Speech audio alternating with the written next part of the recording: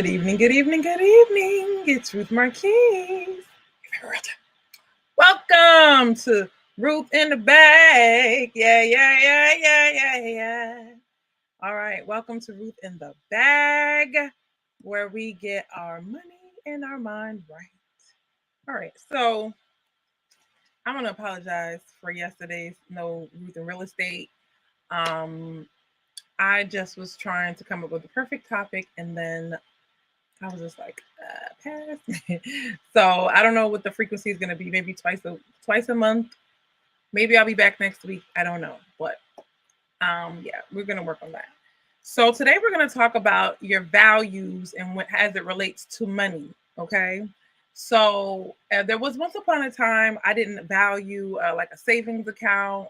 I didn't value once. There was a time I didn't value making money. I value being, a family, a stay-at-home wife. I valued other things. Hey Chuck. Then I did money. Then I did making money. Then I did saving money. Then I did investing money. There was a time I didn't want to invest money. Your values are what determine your value. So let's say you have a brand new car.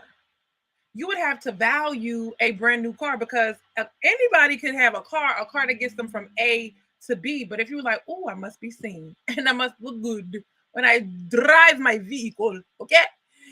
That value is saying, you know what?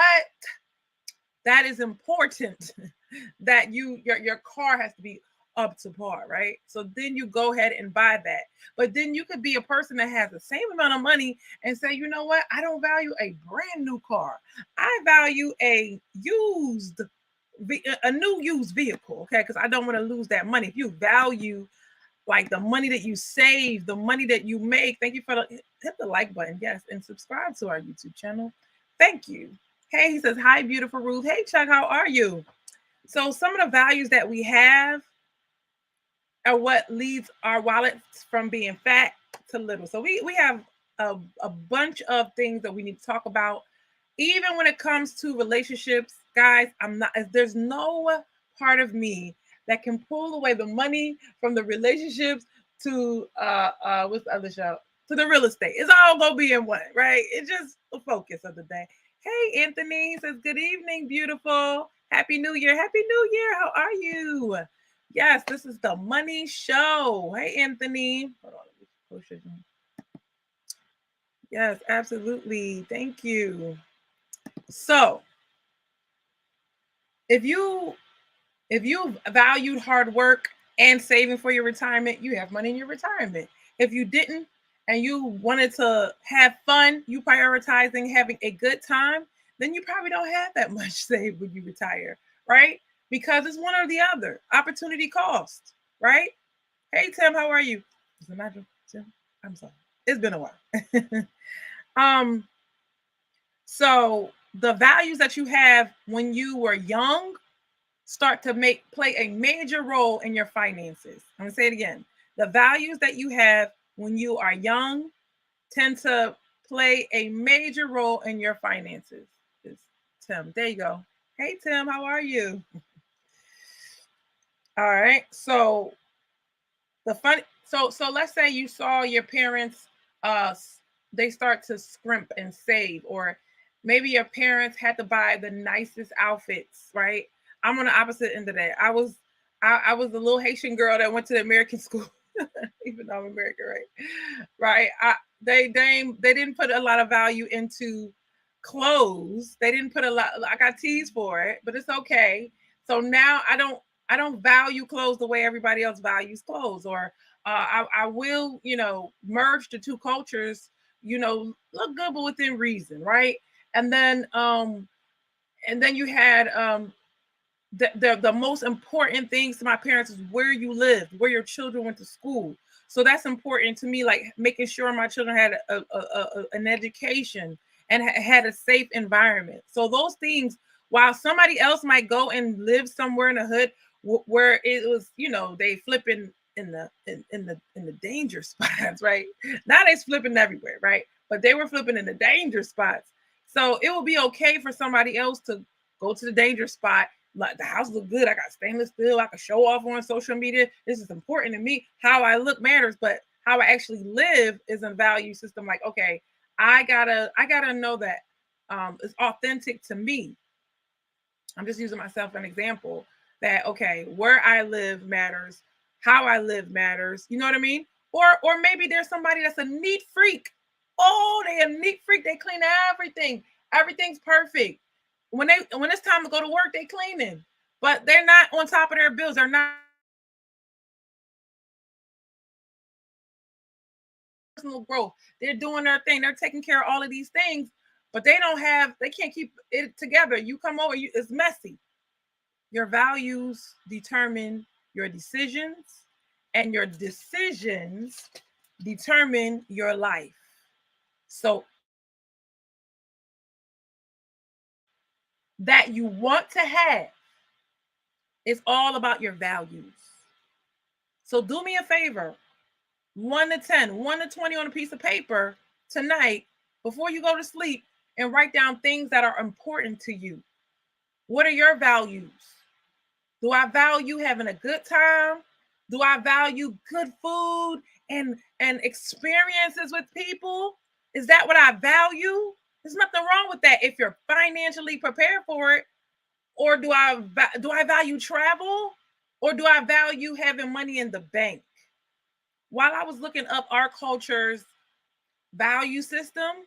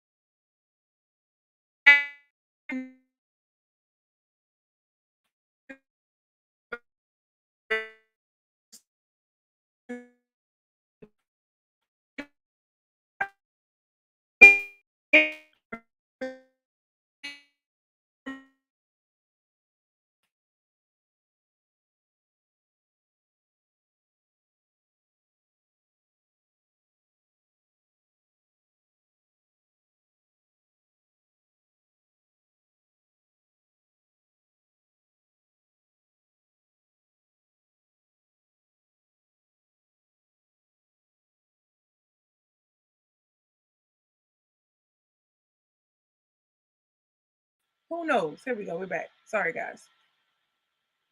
But his culture, right? He from back in the day, like back in the depression time. So that works in his benefit. They're not buying flashy things, but he still want to keep on making money. But us, as soon as we get $5, we gotta spend $4.99. Come on, somebody. Hit the like button if it's true. What do you guys think? This is what our culture is. Agreement with that. You have to say, and that's why men be careful who you marry because if she's buying into that, everybody does not buy into that. Somebody asked me like, "Oh, you braid your daughter's hair?" Yes, I do. I did. I did pay for them to get their hair done. They got braids. I paid $400. $400. $400 for their hair to be braided, which was fine. I was like, "Hey, okay." Got a check, paid the money, all good. And a month later, they want to get it done again. Me? And I got hands. Listen, you know what I could do $400? I was like, nah, I'm good. From then on, my little fingers go to work. You see what I'm saying? Because it's not just me. Yeah, I'm talking about you. Hey, Leah. Yeah, I'm talking about you. Mommy don't never take y'all to the African shop no more, does she? I probably did it one time after I had the baby. That was it. I said 400, $400. Oh no. So your value system says, you know what, I could save that money. We could take a trip with that money. We could go out of town with that money.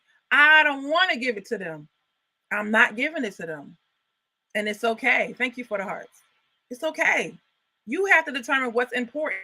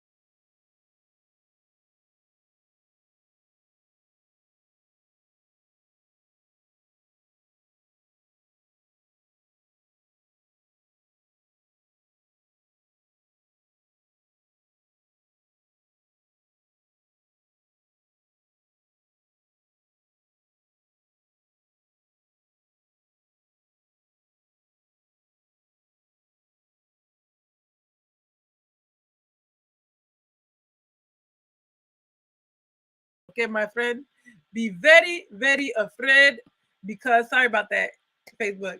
We were just talking about what were we talking about? Yeah, most people are not going to be financially independent.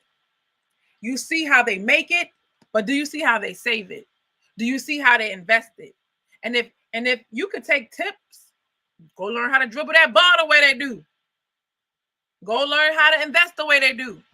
But as far as spending, somebody could be amazing at spending and horrible at saving. I'm sorry, amazing at earning and bad at spending. You don't copy the spending part, but you can copy the make money part. So there's values that we have that can lead to our demise or they can lead to our meteoric rise. Okay. So they did a study on greed. I want to talk about greed a little bit today. That's one of the values of of some rich people. Okay, so listen.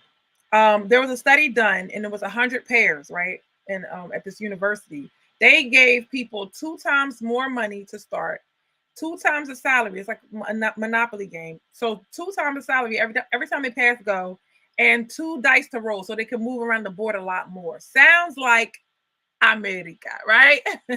Sounds like this country where some people they just come in the game with an advantage, and the way they got their spot is by flipping the coin. I'm sorry, flipping the coin. They flipped the coin, and that determined who was the rich person and who was the poor person. They flipped the coin. Just like you flipped the coin, you didn't know what color you was going to be born when you came out. Flip the coin. So now what they observed is as a person levels of wealth increased, their feelings of compassion and empathy decreased. They started bragging a lot more. We see it. They started talking a lot more trash. Also, their self-interest and their entitlement increased. Look what I did there. Look at I deserve this money. I deserve this money. This was 15 minutes and they was on a power trip already, laughing, impressed with themselves, even though the game was a lot easier for them. And a couple of them were like, oh, you're about to run out of money. You're about to run out of money for all the people like, well, if you broke, just say that. You're about to run out of money. But you had this unfair advantage over the other person. The rich person, once they done other studies, the rich person was most likely to cheat, or they were more likely to cheat. They were more likely to give less. These are the studies, not me, not Ruth, right? The studies say that there were people that had less income. They gave more to others, to strangers that were in need. This is really because they know what it feels like. So, and not to say rich people didn't give, but they didn't give at the same rate as the poorer person. Also, the nicer the car, the more they didn't want to follow the rules, right? Somebody was trying to cross the street and they were not stopping. And legally, it says you have to stop as soon as somebody entered the crosswalk. But the nicer the car, the more they broke the law. We see it in real life. We see it, right? Sometimes in life, you have to determine when and if to put your self-interest above others. Your self-interest above others. Now, it all makes sense. Like, okay, I got to look out for me before I look out for y'all, right? But even in this moment, I'm looking out for y'all more than I'm looking out for me, which is why I'm probably not rich right now, right? I'm wealthy. But putting others' needs above your own was a way to like kind of like that's not what the rich people were doing.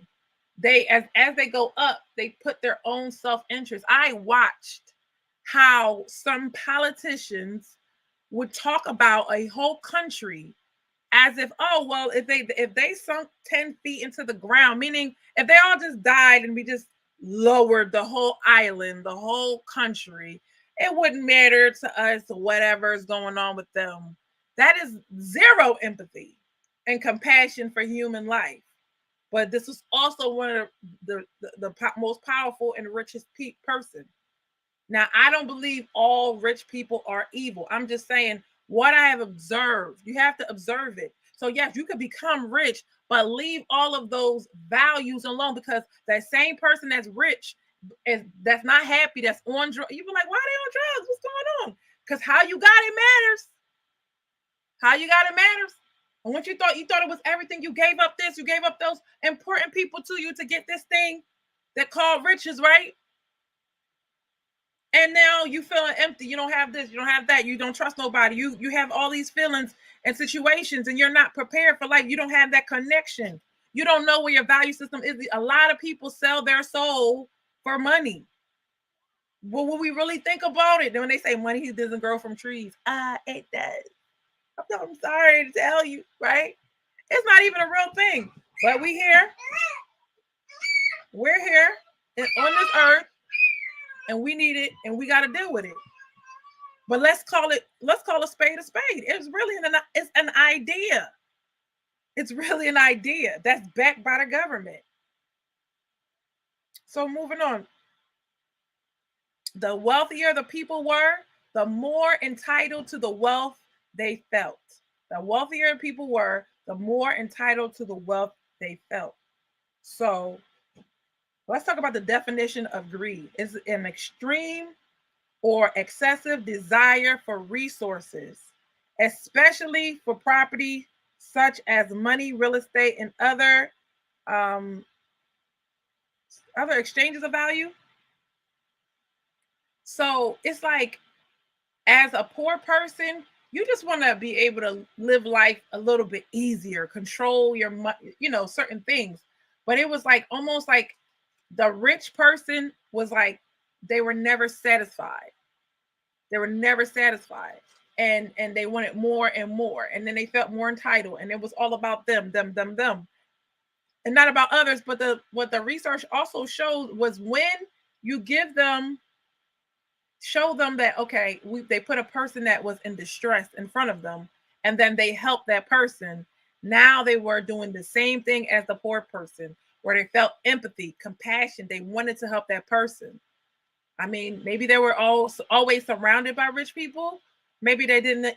Their whole world. Because I really was thinking about the guy with the nice car. Like, I think he should move to like LA or something. Like, I think he should move to like a neighborhood where there's all nice cars. You're not the eyeball. And I see why people move, because I would feel some type of way. Everybody looking at you like you don't know who have what in their mind. I am busy, sir. So if there was a slight change in values, like cooperation, right? If we focused on cooperation, if we focused on community, that will. So there's this huge inequity? No, inequality in income. There's inequality in income. Now, those countries, I believe everybody should make the same thing. I'll cut it out, because y'all like to have. You like to be a little bit better than your neighbor. Come on, somebody. Can I get an amen? All right. You like to feel a little bit better. You don't want everybody to have the same thing. If you did, then why y'all didn't like school uniform? Everybody wore the same thing then. And then y'all still was like, my sneakers are better than your sneakers, right? There are some values like envy, looking at what somebody has and plotting on and thinking about what they have, and living your life based off of what that person is doing or what that person has. Sometimes social media pits us against each other. Envy is not a good thing. That's not how you're going to get to wealth. That is not how you're going to get there. You're not going to feel inspired. Only when it's pleasurable will you go after something and you're like, oh, I didn't really want that anyway, because you wanted somebody else's life. You wanted something else from somebody else. Like, you wanted something, but you were not willing to do what that other person did. If we had a sense of community also, that would help with the inequality between the rich and the poor. So the rich are getting richer and the poor are getting poorer. From 30 years ago, the grass state that rich, like, let's just say the rich were here and the poor were here, is like this now. It's like this. So when you have something that you don't believe in, you tend to procrastinate. That's why you have to do what you love. So today I was getting some coffee from Wawa. Shout out to Wawa, even though y'all don't like us no more in Philly. Because these kids were acting up. But this lady, she's like, what do you do? You know, sometimes old people like to talk to me, right? And so this lady, I don't know where she was. She had to be in her 80s or 70s or whatever. And she was talking to me. She's like, what do you do? And I was like, I'm a realtor. And she's like, oh, get out, I'm a realtor too. You know, and she began to tell me about her family, and we were talking, and she has grown daughters. She still calls him her baby and all of that stuff. And they're 36 and 40. So one was a comedian and one was a realtor in New York. And I was like, oh, they both love what they do. They sound like they have careers that they're interested in. I said, that's very important for women. If we're going to do this work thing, if we're going to be career women, please do not be folding sweaters or doing groceries or something that's going to drive you nuts. Do something that is meaningful to you, right? I'm talking about a whole career. That's just a job. A difference. That's a job. I'm talking about a career. So doing things that you love to do is going to make you get up and do it. That's how you make money. That's how you like, Ruth, what does that have to do with money? It's everything to do with money. Like literally, after this, I go to work. Before this, I was at work, right? And this would energize me. I remember I used to do videos back in the day, and they were motivational, and I was like, dang, I feel motivated myself. Like I feel motivated. I'm motivating them. I'm feeling motivated before I got on the camera. You but soon as like action, you be like, hey, good morning, good morning, good morning. It's me like, and nothing about it was fake. Nothing about it was fake.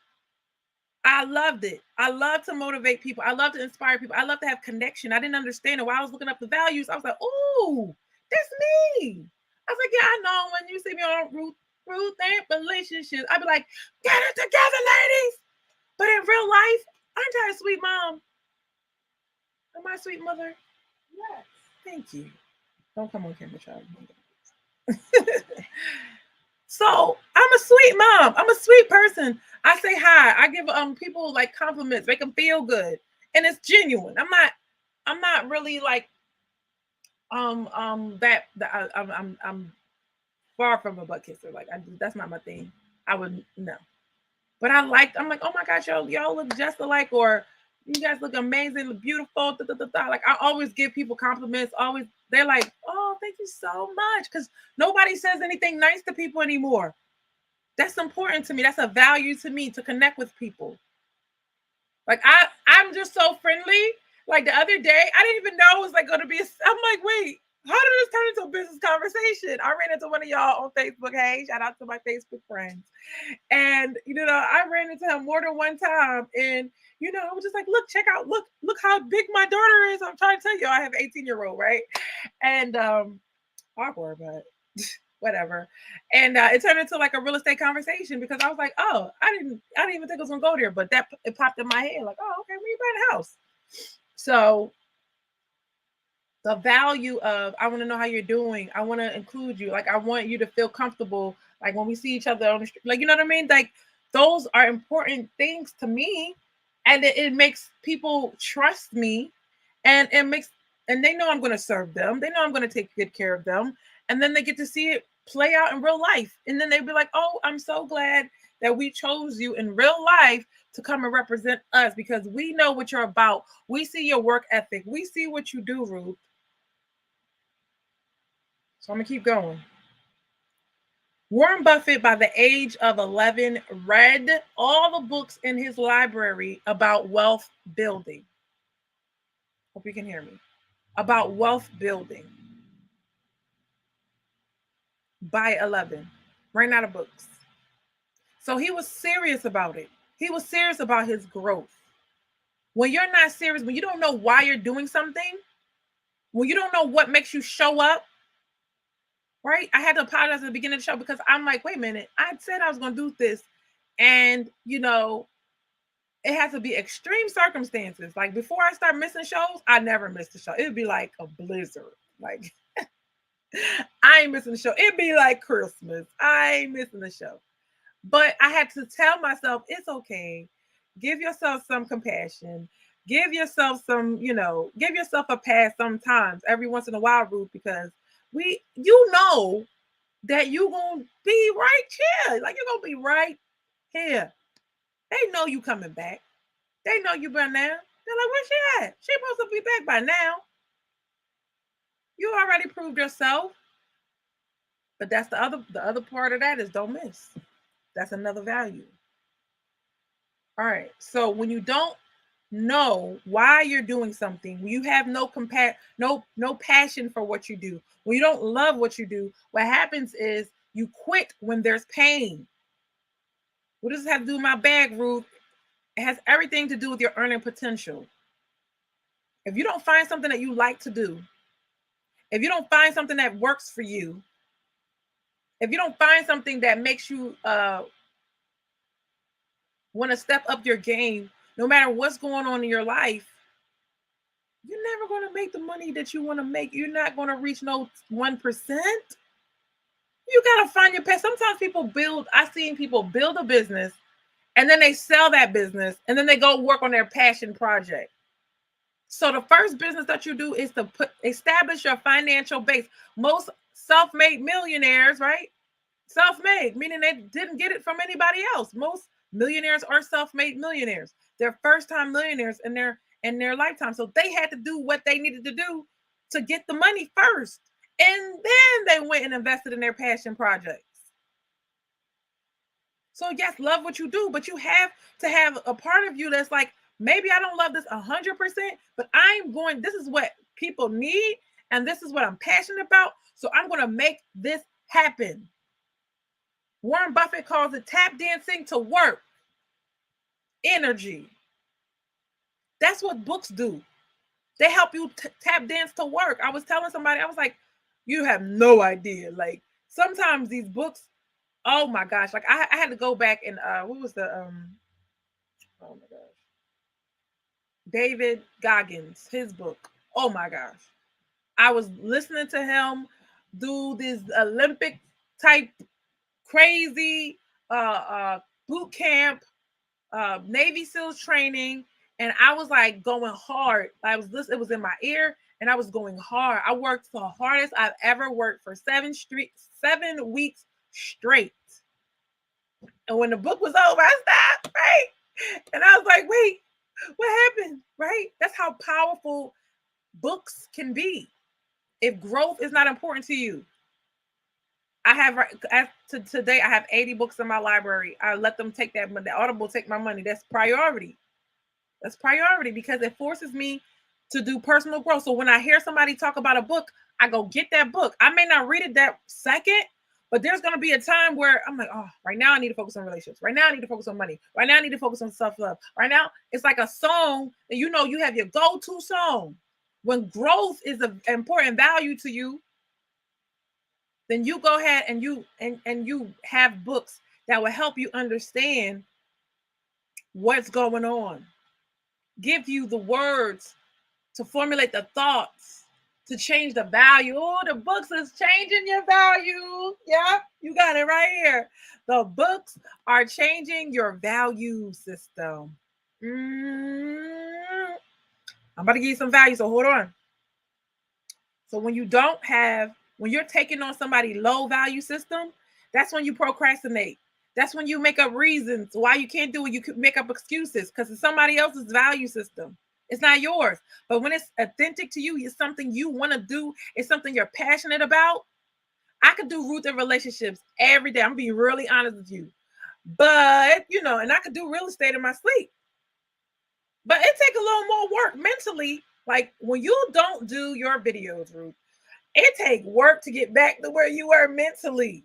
So that's why I like keep going, child, because it takes too much to get off the horse. Take too much energy to get back on the horse. But let that Ruth the relationships thing come around. I'm like, I'm on it, right? It's just our thing. In my age range, that's what y'all think about. That's what we think about. It is what it is. We love relationships. We're women. We love them. But we love them more when we're successful. We hate it when you see what I'm saying? Your values. Because no matter how high she goes in her career, she's gonna be like, wait, I want family. I want family. My son, he was like nudging up on me today. I was like, ooh. Let me get some of that energy. It wasn't until I was doing one of these shows and doing some research where it's showing me like, Like kids bring you so much joy and happiness. And I was like, oh, you need to, they make you forget the drama and the problems and the bills and the stress. And if you're not careful, you miss out on those first 4 years. I'm like, come here, boy. Because you can't kiss no kid 8 years, 10, 15. You can only kiss them like for a good 10 seconds. After that, on the cheek, they're like, all right, enough. But the babies,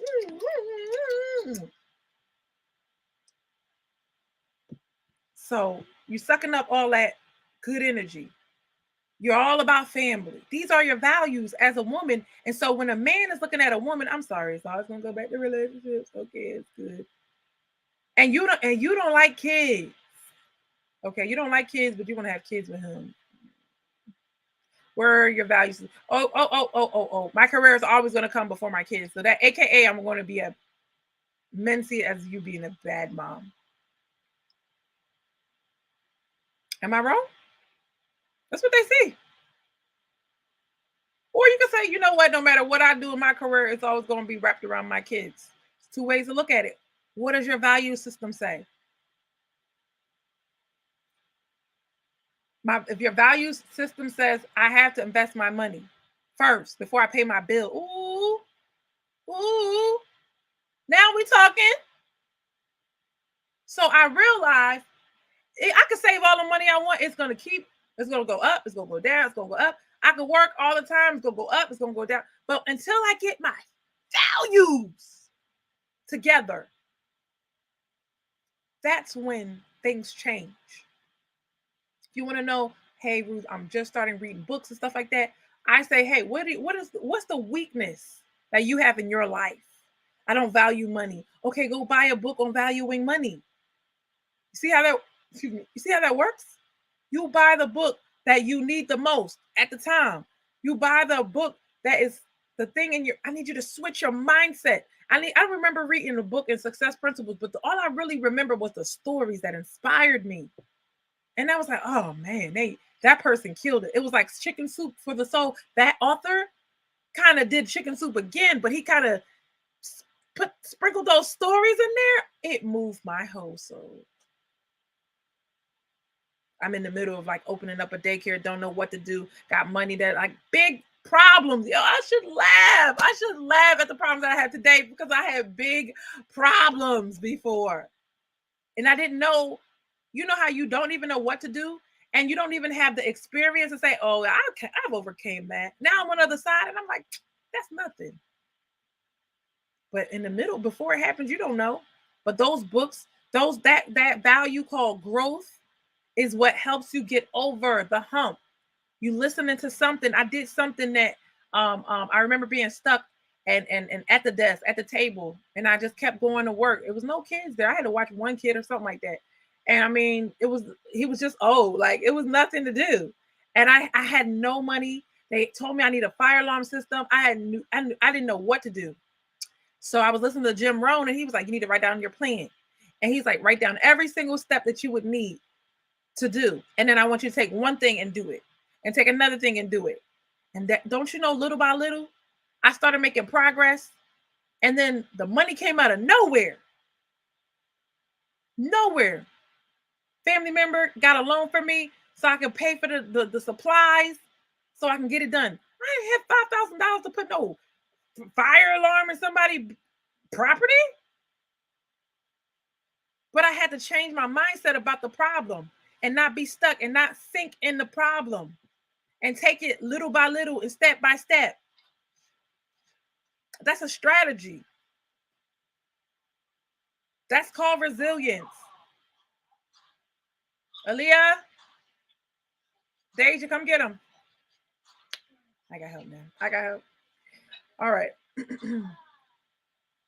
So when you don't find your highest value, you have these negative thoughts. He said internal anger, internal blame, right?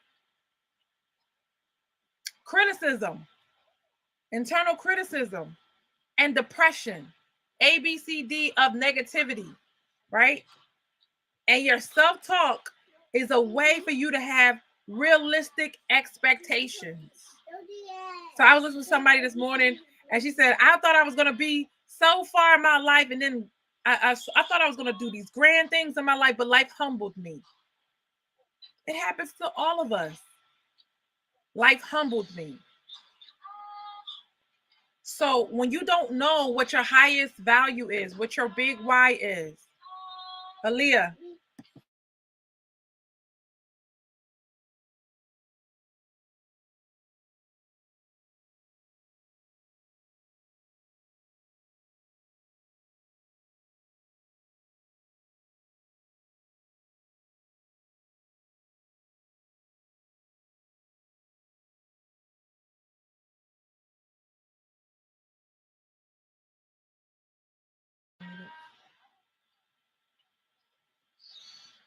All right.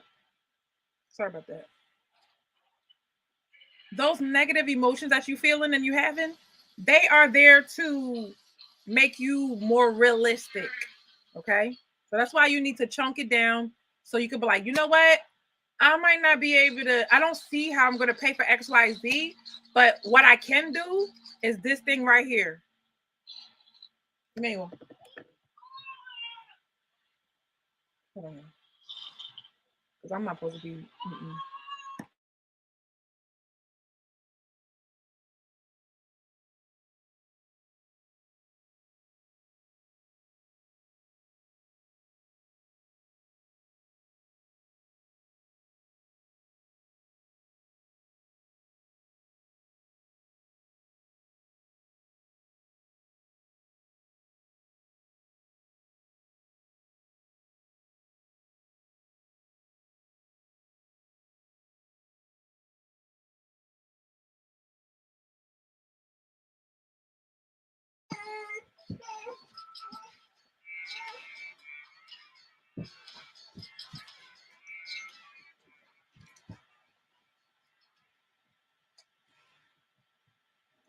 I don't even know what I'm going to do next week. Pray for me. Right? Okay. So these you'll have anger. You will blame people. You will blame the past. You will blame everybody else because you don't have.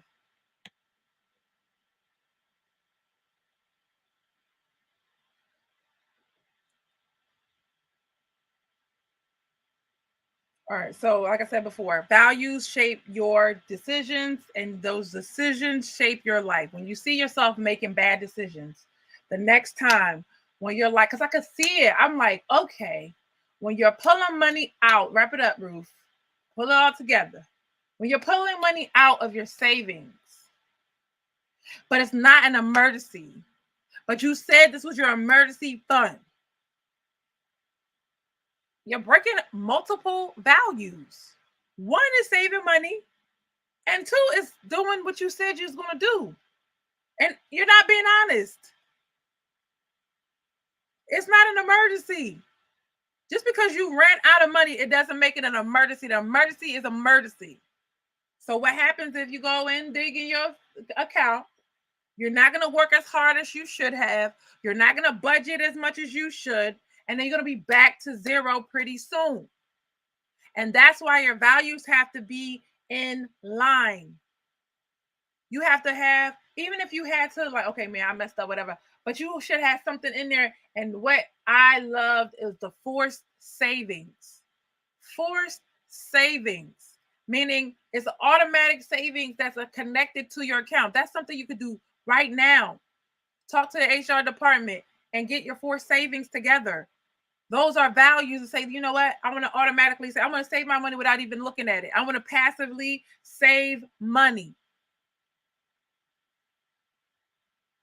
Because there is going to be an emergency that's coming up. The other day, I just blocked myself off my car. Well, I didn't do it, but apparently I'm responsible for whatever these children do. It's my problem if they do it, right? Always. All right. So success values, and then we're going to wrap it up. What are the values for success, Ruth? What are the values for success? What are the values that's going to keep me focused? Well, what I've learned is that inspiration comes from inside and motivation comes from the outside. So, in order to be inspired, you have to be connected to why you are doing things, and you have to have your values aligned. Some people are holiday people. It's not me. I'm not a holiday person. I am a birthday person, but I'm not a holiday person. Because literally every single time the holidays come, I'm always in the middle of like doing something important. And I'm like, so I gotta stop what I'm doing, celebrate with everybody else, or stop interacting with everybody else or whatever in a business manner so we can have a holiday. But that's not the day I went off.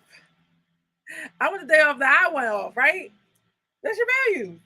So here goes the success values, okay? One is to keep your word, right? Integrity. Keeping your word is important. Um, when I was first beginning real estate, one thing I would do, I would tell them, hey, send me, I'm going to send you an email, right? And, send me your email. I'm going to send you an email. I kept my word. I sent them the email. They trust me.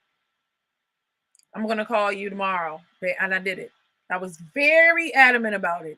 Took notes, all those things. I mean, years go by. I'm going to get back into it now. But I was like, oh my gosh, I wrote notes on everything. I had notes. I had sheets. I was filling out everything. Now I'm like, oh yeah, when you're ready, let me know. Because you're not understanding. Some of these people take like 5 to 6 years. Some of them is like, man, it's been 7 years. So it's whenever they're ready, and I'm cool with that. But I also don't push the issue. Keep your word. Now, another one is honesty. Another value that is for success. Honesty. Lies equals chaos, right? And truth equals order. Lies equals chaos, and truth equals order. If you want me to lie to you and say you're gonna be rich, you just do nothing and let it all come to you, I'd be lying, baby. I'd be lying. But the truth says, if you fix your value system, if you fix your value system and you change from a poverty mindset to an abundant mindset, you know how many homes are in Philadelphia that need to be sold and bought regardless of market conditions? If you got up thinking like that, like a realtor every day, like, yo, everywhere I go, it's money. Everywhere I go, instead of saying, I'm only going to get, a handful of people to sign. I mean, I'm an average realtor, blah, blah, blah, blah, blah. That negative thinking. I'm angry because of the market. I blame the Fed for raising rates, and I'm criticizing my broker, and I'm depressed because I can't do it all. None of it is you taking accountability for yourself. You're not being honest. Honesty. Come on. You don't want the honesty. You want the real, and I know the real. A lot of y'all real estate agents don't like to lead generate. I'm not gonna lie, I'm one of them. You don't like to lead generate, but I kind of did the cheat code for myself. My lead generation that you're looking at it. Hello, lead generation. How you doing today? How you doing? Hey, you cannot ever say the girl do not lead generate. Okay, she's lead generating as we speak. She's lead generating because this is what I decided was going to help me in my business. And it has, and it does. And it keeps me in contact with my friends online that love me and want to buy from me when they're ready. You understand? I bring value to them. This is who I do it for. My friends online who know I'm your realtor in your head. Replay gang, if you watching this, you can say realtor in my head, comment realtor in my head. I'm your favorite realtor. Just say it. It's okay. Somebody gonna be mad about it, but that's all right.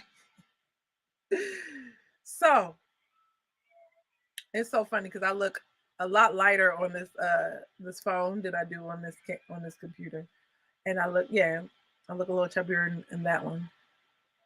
I like this. It's like almost automatic filter or something in this phone. I like this phone, but all right. So I got 2 more for you, and I'm gonna let you go. Vision, right? How things could be versus how things are. I used to be the one always going to people's job talking about, well, if you could do this, then it would be better. I still do it. Oh my gosh. I still do it at the gas station where they be trying to change the price on me. These Indian people, man, they stay trying to change the price of now later. I'm like, ma'am, you already price hiked it. You're not going to price hike it 2 days in a row. I'm going to pay the regular price. I'm switching the price on me. And I was like, it would help if you put a sign there. Otherwise, I'm going to Wawa to get my gas. Hey, Leah, how are you?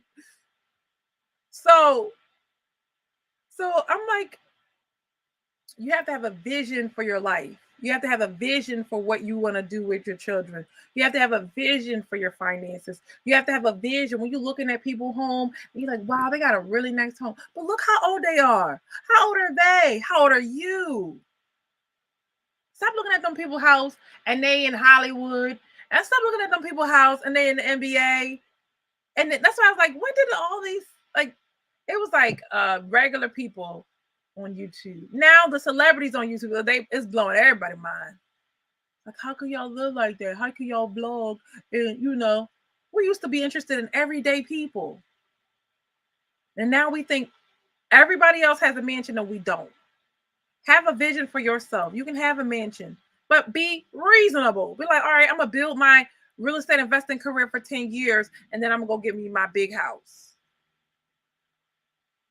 And I'm gonna call Ruth because she got my back. Be reasonable. Have a vision. Like, know that you're gonna have to stick to it for a very long time, but you could do it in bite-sized pieces. You want to save? If you want to save $10,000, save $10 1,000 times. You can't do that? Bite-sized pieces. How would things be? Like, how could they be for me? How could they be for my family? How could they be for the world versus how they are right now? I know how it is right now, but by the time I go, it's gonna be different. I'm gonna get involved.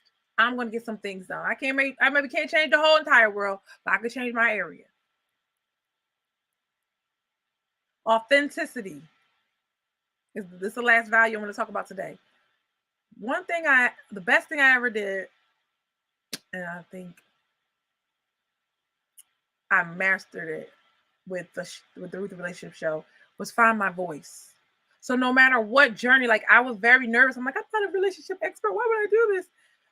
I was like, listen, this is a need. This is value. Like, before, like, you keep saying, I don't know what's wrong with men. I don't know what's wrong with women. And then I figured out the problem. You're welcome. Whether you want to listen, you don't want to listen, I'm offering solutions. And the people that accept the solutions, I'm bringing them value. When they find out, oh, shoot, she's right, I'm bringing them value. And when I'm with my authenticity, I'm bringing them that information, and that information can make their life better. Who do you think they're going to call to buy a house? They know what I do. Your favorite realtor. You see what I'm saying? But I had to have an authentic voice and find out who I am and how do I deliver my information? What kind of information do I deliver? Right? What kind of topics can I address? So once I found my voice, I was like, oh shoot, I can talk about anything I want to. Taking the journey. Take the journey with me. I'm finding this out with you. So this was a very important day for me.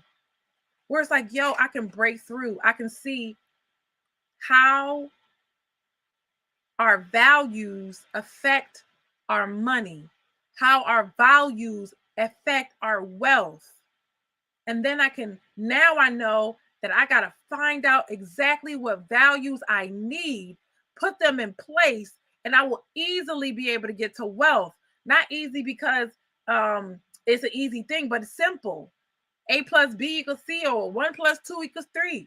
I know I got to do this and that and keep it up, and I'm good to go. Once you find out how to make your YouTube subscribers move up, and once you find out how to, engage your audience, once you find out, you do it the first time, once you find out how to sell online, you could do it over and over and over again, and you have your formula. Once you have your formula, it's a matter of when you feel like turning all the way up and really showing people what you're about.